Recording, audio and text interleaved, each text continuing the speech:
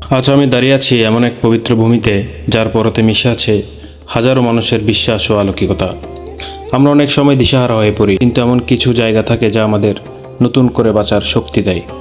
আজ এসেছি চট্টগ্রামের পটিয়ার সেই ঐতিহ্যবাহী দলঘাট বুড়াকালী মায়ের চরণে। বলা হয়, এ মন্দির আশীর্বাদে মানুষ প্রাণ ফিরে পায়, রক্ষা পায় কঠিন সব বিপদ আপদ থেকে। যারা এখানে আসেন তারা জানেন, সুখে দুঃখে বিপদে আপদে এক অদৃশ্য ছায়া হয়ে মা এখানে সবার মাথার উপর বিরাজ করেন।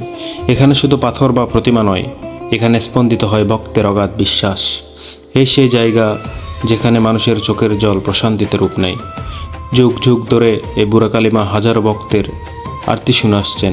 কেউ আসেন রোগ মুক্তি কামনায়, কেউ আসেন মনের শান্তি খুঁজতে, আর কেউ আসেন কৃতজ্ঞতা জানাতে। অলৌকিকভাবে যিনি আমাদের রক্ষা করে চলেছেন, তার আঙ্গিনায় পা রাখলে মনটা এক অদ্ভুত শান্তিতে ভরে যায়। দলঘাটের এই বুড়াকালী বাড়ির ইতিহাস অনেক প্রাচীন।